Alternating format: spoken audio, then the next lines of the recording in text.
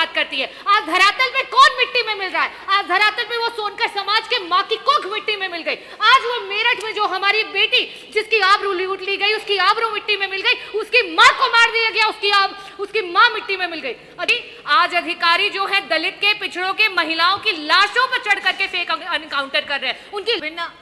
और एक जरूरी अंग है, उस समाज के 4 बच्चों को बेरहमी से मार दिया गया, उनको मौत के घाट उतार दिया गया।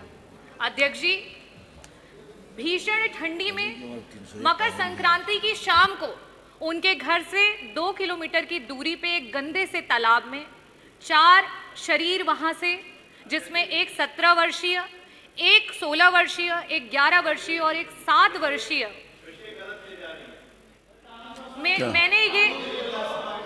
मैंने ये नोटिस में दे रखा है अध्यक्ष जी, ये मैंने नोटिस में दे रखा है। उसका जवाब आ जाएगा, नोटिस में लिखा हुआ है। अध्यक्ष जी, ये मेरा नोटिस में है, वो जवाब में आना चाहिए।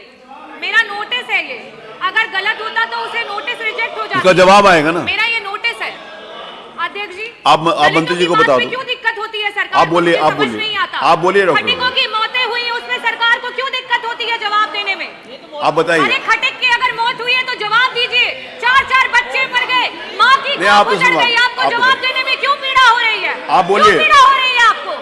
आप बोलिए, आप बोलिए। अध्यक्ष जी, करण सोनकर, प्रिंस सोनकर, प्रतीक सोनकर, प्रियांशु सोनकर, इन 4 बच्चों की लाशें एक दिन के बाद पूरे पुलिस के द्वारा बरामद की गई। इनके शरीर पे, इनके तन पे एक भी कपड़ा नहीं था और एक गंदे से तालाब में, जो कि अवैध खनन का तालाब था, उनके घर से 2 किलोमीटर की दूरी पे, और उस तालाब से उनके शरीर को पाया गया।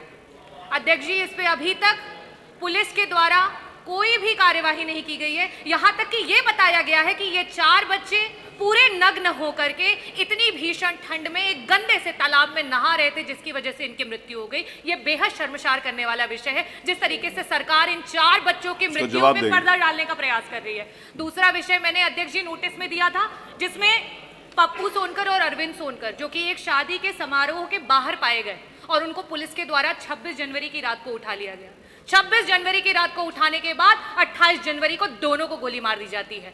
अरविंद सोनकर आज जो है वो इस समय अस्पताल में भर्ती है। पप्पू सोनकर का बेहद खून बह जाता है और इसकी वजह से उसकी मृत्यु हो जाती है।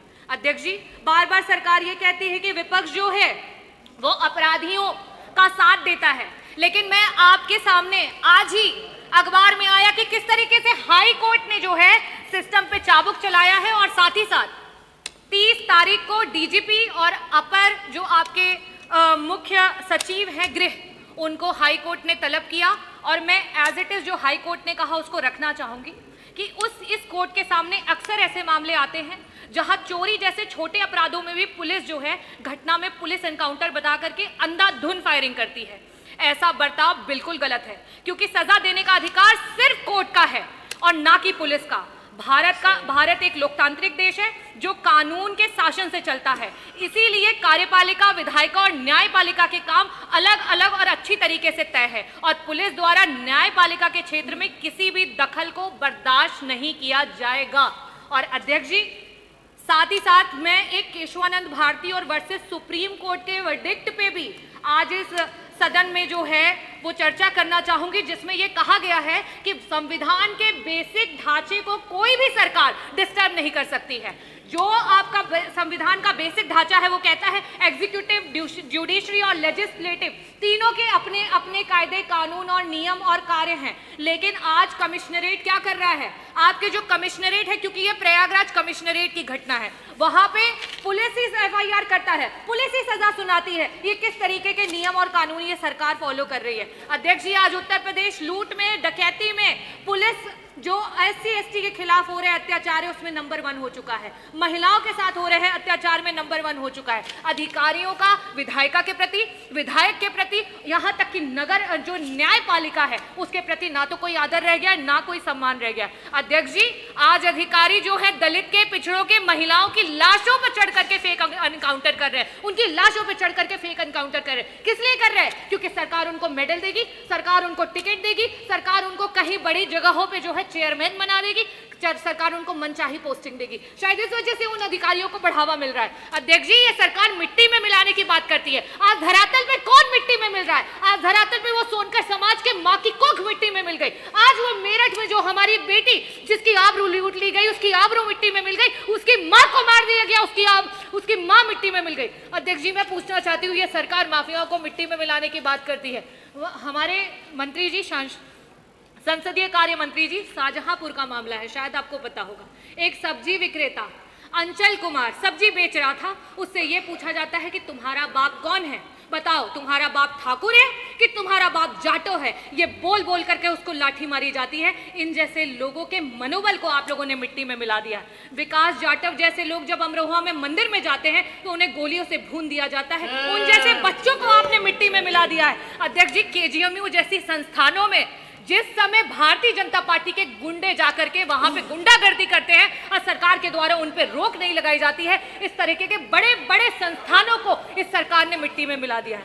अध्यक्ष जी, मैं सरकार से ये मांग करना चाहती हूं कि जिस तरीके से आज इस सरकार में जातिवाद चरम पे हो चुका है, जिस तरीके से इस सरकार में आए दिन गोलियां चल रही हैं, आए दिन फेक एनकाउंटर हो रहे हैं, आए दिन महिलाओं के प्रति जो अत्याचार है वो बढ़ते चले जा रहे हैं, जिस तरीके से दलितों को मारा जा रहा है, मैं सरकार से पूछना चाहती हूं कि सुप्रीम कोर्ट, जो कि हमारे पूर्व जो डीजीपी थे Prakash Singh ji versus supreme court का जो केस है, उसमें वो ये कहते हैं कि अगर जो पुलिस है वो बेलगाम हो जाएगी, पुलिस की अकाउंटेबिलिटी खत्म हो जाएगी, तो इसी तरीके की चीजें आपको धरातल पर देखनी पड़ेंगी। और इनको रोक लगाने के लिए हमें डिस्ट्रिक्ट लेवल पे डिस्ट्रिक्ट ग्रीवांस कमिटीज जो है उनका गठन करना चाहिए। क्या सरकार इसके बारे में सोचेगी? हमारे बीच से जो बच्चे चले गए उनके परिवारों को 50-50 लाख रुपए मुआवजा, उन परिवारों के पास न रहने के लिए कोई ठिकान है, न उन परिवारों के पास कोई रोजगार है। क्या सरकार उन्हें, मैंने डीएम से भी वार्तालाप हुई थी अध्यक्ष जी, मैंने कहा था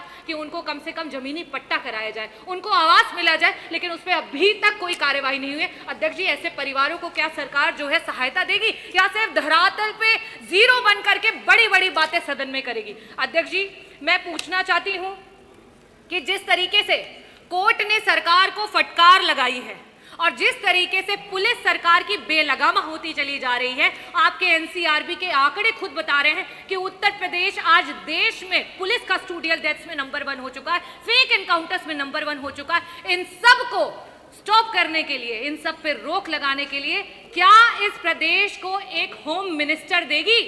बहुत बहुत धन्यवाद अध्यक्ष। गलत होता तो उसे नोटिस रिजेक्ट हो जाता, उसका जवाब आएगा ना। मेरा ये नोटिस है अध्यक्ष जी की दूरी पे एक अभिन्न और एक जरूरी अंग है।